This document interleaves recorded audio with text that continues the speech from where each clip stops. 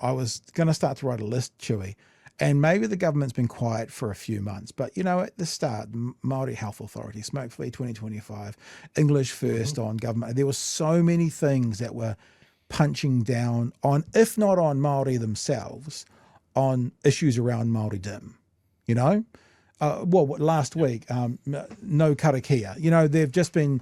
They've been around the whole time, and it just feels like this is one of the final kind of kick in the guts that the government wants to change the passports. The Te Pāti Māori says the government's changing to the passports are an attempt to whitewash the nation's identity. The government confirmed on Friday New Zealand passports are being redesigned to place the English words above the te reo word text.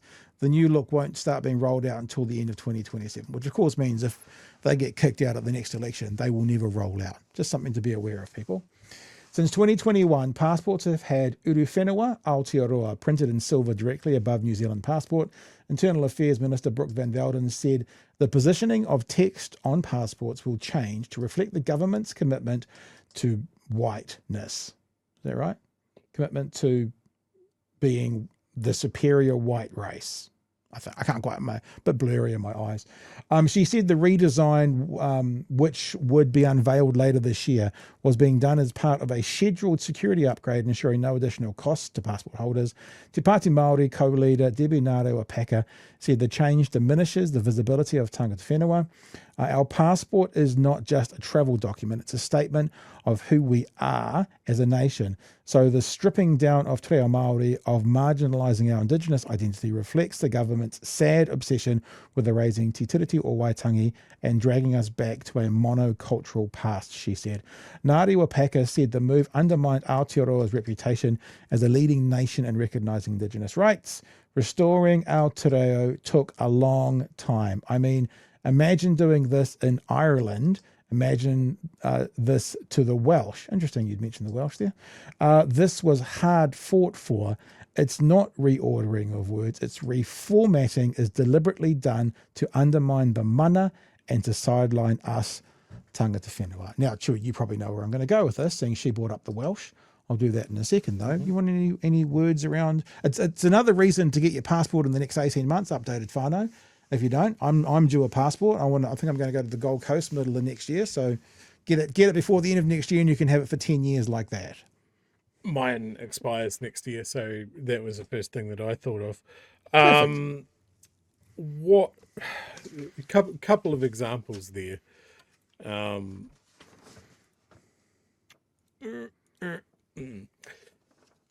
So passports have foreign languages on them. Oh my It's gosh. just what they do. Do they? And usually it's the language of the country that they come from. Who the fuck knows what Salmi is? Well, I don't know what this document is that you've got me because I don't understand Finnish. Back on the plane, fuck off. This does not happen. This does not happen. They tried to make it sound like we were doing international passport and immigration officers a favour by putting English on the top. That's what they tried to say, and I think that's worrying. That they think that that's a problem. Yeah. For immigration officers to see a foreign language and then just absolutely freak the fuck out. There's Ireland. Look at that.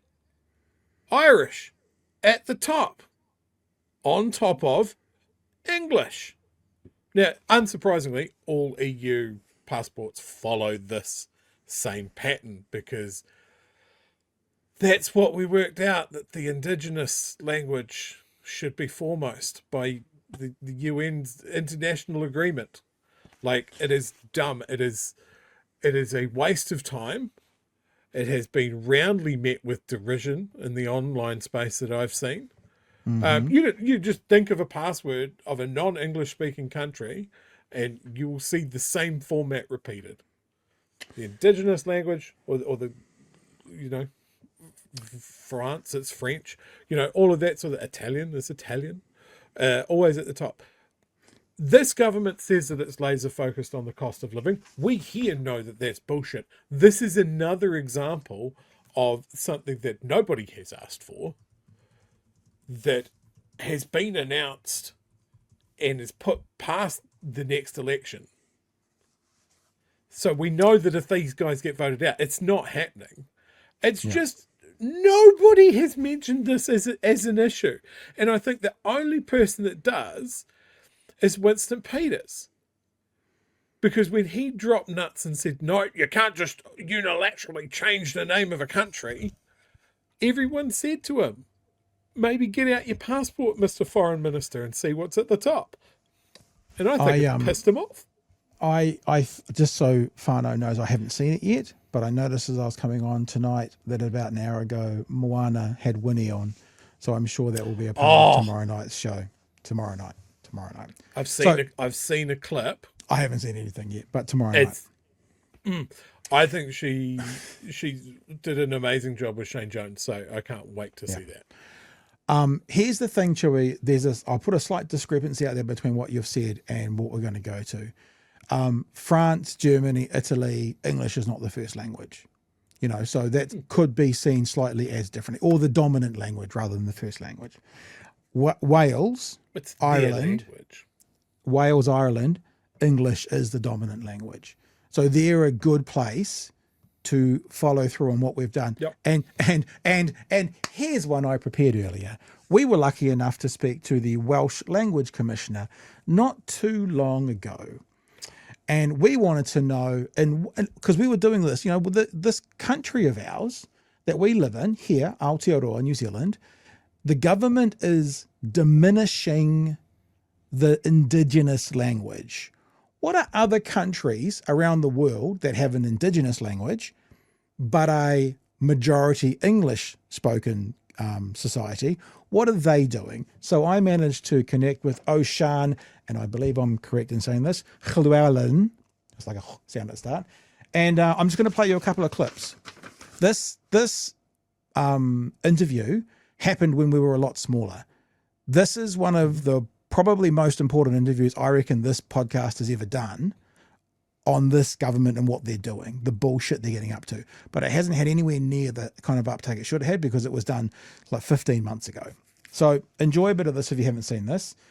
So this is talking about, what do you see around Cardiff when it comes to things like road signs and stuff? Because, English first. If I'm walking through Cardiff and I'm seeing street signs, road signs, school signs, hospital signs, am I seeing Welsh? Am I seeing English? Am I seeing both? How does it work? You would see both languages on any signs that are displayed publicly, and that is the responsibility of government, local authorities, local health boards. You mentioned schools and education there.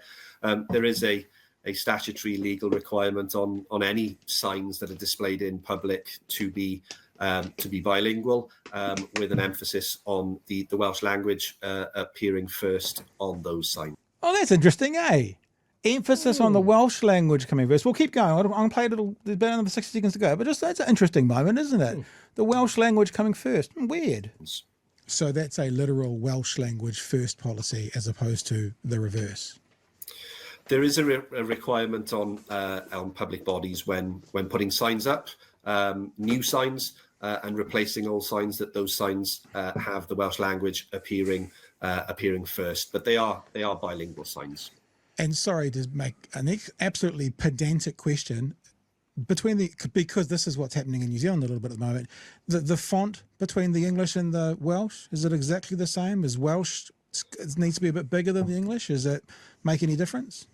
No, I think the regulations that we have in place, which places these legal duties on public bodies, they stipulate that when you do produce bilingual signs, that the Welsh language should be treated no less favourably than the English language, and that's in terms of font size, etc. So they are equal in that sense. Is this conversation kind of a bit weird to you? Because the reason I'm asking these questions is we've had. That's right. This is. I was going to play a bit more, but I'll play a second clip instead. So there you go. So this is the man who's responsible for the Welsh Language Commission. He's the commissioner, he was at the time. I'm going to go on. There's about another 2-minute clip here. And I asked him at the end of the conversation, imagine that you had left your job and you are now consulting around the world. And what should,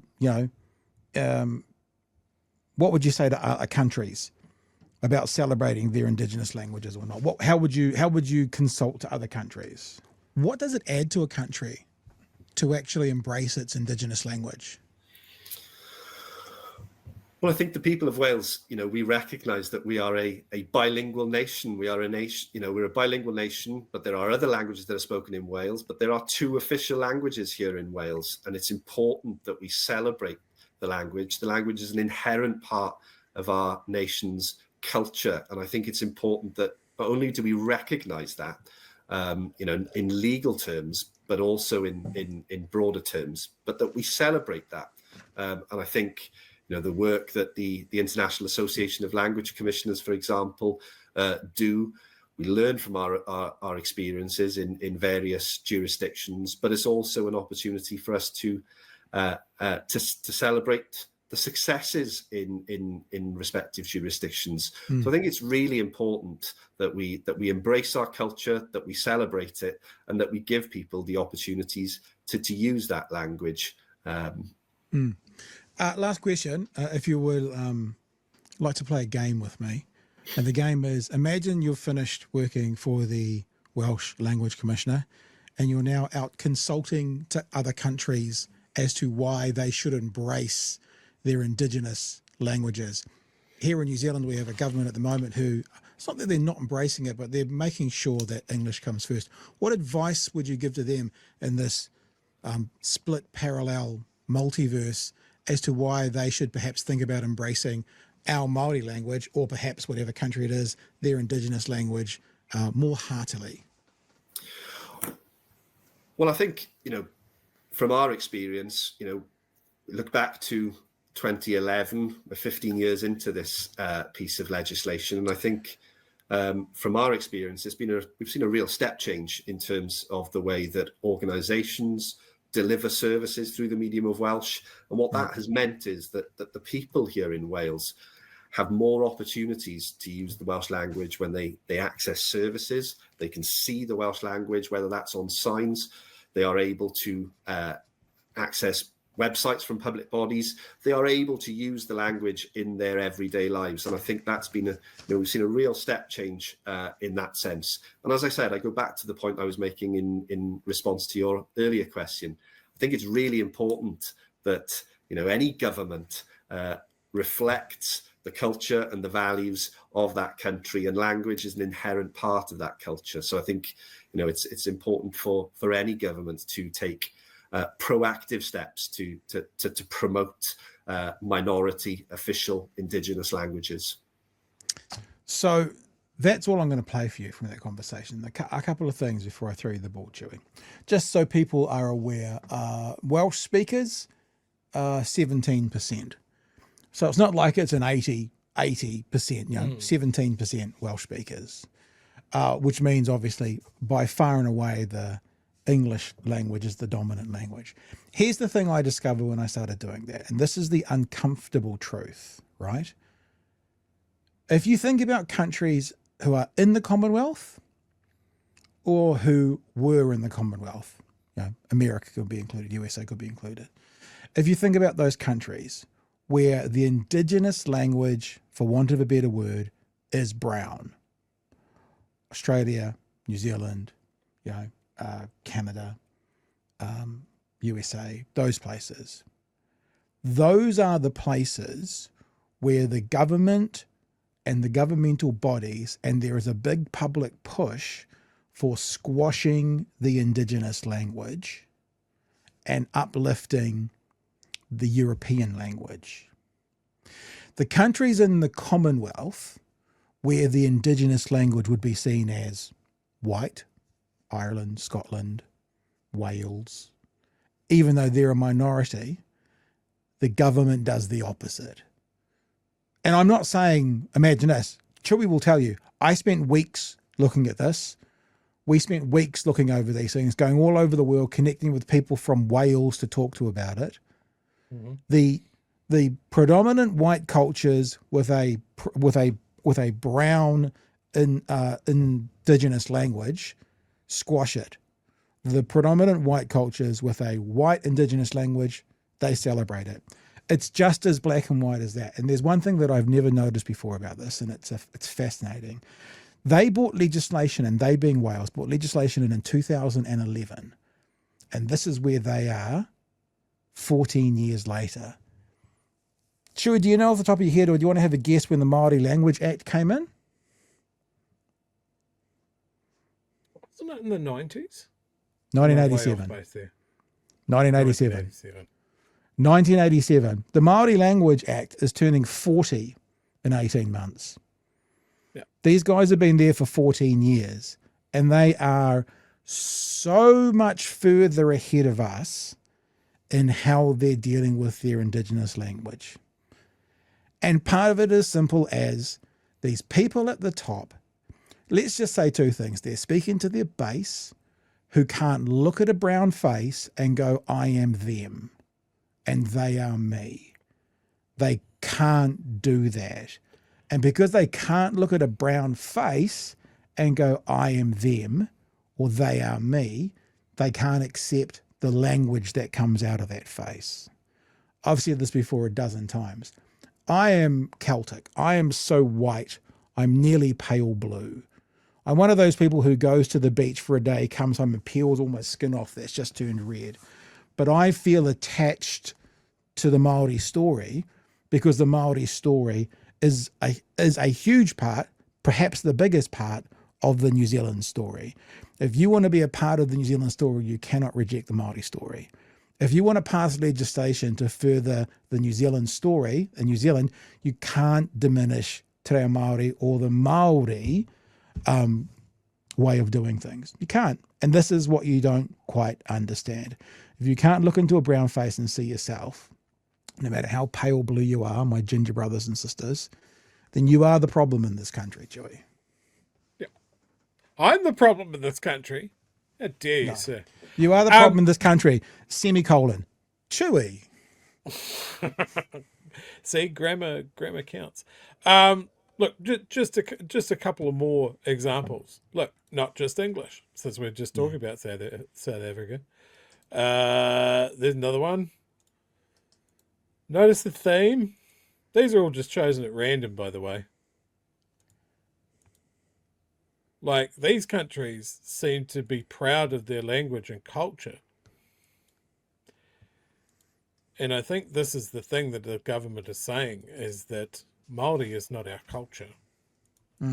English is our culture. And I'm sorry, I utterly reject that, because I can look at a map. We're a South Pacific nation. Second place doesn't get to own everything. Doesn't get to determine what our culture is. I'm not Māori. I take great pride in Māori culture on the global stage, though, because that's where I'm from. You know, it's this is just cheap culture war bullshit. And I won't have it. I will be replacing my passport before they have the chance to Yeah, me ruin too. it. Just to expand on what you're saying, though, Chewie, because I think it's interesting you showed those passports. What about if we showed passports akin to New Zealand? So obviously I'm talking about, and I made a pretty strong statement. The countries that have a indigenous language that is not white, but a predominant society that are white, they are the ones that squash it. So look at Australia's passport. Bink. Meet. I've got to take you off, don't I? Then meet. Australia. Yeah. Is anybody surprised by that? No. But same again, look at USA, United States of America. Now, because what obviously we're looking at the other way, and Chewie's showing you is a bunch of ones that also maybe English is not the number one language, but the pattern continues, right, of those colonized countries, those Commonwealth countries, those countries that had input from the UK, England, that have now, because obviously it might not be the same in India, because they were incredibly colonized, but they are not a majority white population. So the ones where the population is majority white, Caucasian, European, whatever you want to say, they're the ones that are going, Aboriginal, Māori, Native American, We don't worry about that. English. I have to tell you, and I'll be blunt. If when you hear English first, you don't hear white supremacist, then there is something wrong with your hearing. That is code. It is dog whistle for no thank you, brown. White is superior. That's what it means. And even if we were generous and say some of these thick politicians don't understand what they're saying, that's what they're saying. They're saying diminish brown, enhance white. It's white supremacy. It is bringing the white language into a superior position in society. Couldn't be clearer. And whānau who know this show, I'm very reticent at making big, massive labels like that. But it is the dictionary definition of saying, see this white concept and see this brown concept. We're going to make the white concept superior to the brown one. It's actually, it can't be described any other way. No matter what people say about, Chewie's given fantastic examples about, the passport being easier to use. Oh, so how is English going to be easier than today when you're walking into Uzbekistan? Well, I mean, here's a couple of examples a little bit closer to home that are colonized Pacific nations. So Tonga's just decided that they should have Tongan at the top of their passport. So there's a good analogy there. Samoa, English at the top, but we'll have Samoa there. India. Are you changing photos? Because we're still seeing Tonga. Oh, I'm still seeing yes, Tonga. sorry. Republic of India. Yeah. And Samoa. So, I mean, there's some examples of Commonwealth countries that have gone in various directions. Yeah, but do you know what it is, right? Here's the thing. Samoa, cool. Do that. Go for it. Part of this is the song and fucking dance they're making about this. Part of this is the announcement. They want people to know English first. They haven't just changed it, and they haven't just kind of gone, I didn't really think about that. But I see your point, but this is just the design that we all agreed to. They've gone, hey, attention, get my flags out. People, are you listening, people? Because from now on, people, English first. This is basically, and again, it's exactly what Brooke Van Velden did. It's an announcement about an upcoming announcement. But the announcement that they want to make sure the nation knows is English first. So Samoa they've made a decision. Sure, it's their passport. They can make any decision they want. But this has got venom to it. This has got an angle to it, which is, hey, in my opinion, hey, voters, in 14 months' time, remember, English first, vote for us, English first. That's what it is. I mean, because what does this, if they were just making a new design and it came out of English first, I mean, we wouldn't be okay with that necessarily, but they're making a song and dance about it 15 months out before they're doing it. Why the fuck are they making a song and dance out of it? Because it's a message for a certain sector of society. That's why. Because there's no reason to be announcing this 15 months out from when it's going to come into play. So we've got two strikes there. This government is laser focused on the cost of living. Right, we know that's not true with everything that is not focused on the cost of fixing the cost of living. They've proven that they don't want to do anything about that. They do have time to do this. And the other part of it is what Luxon said on election night, that he was going to lead a government for all New Zealanders. And this is again clearly showing us that that is not true either. So if you believed him and voted for him and are wondering how you got to this place, there we go.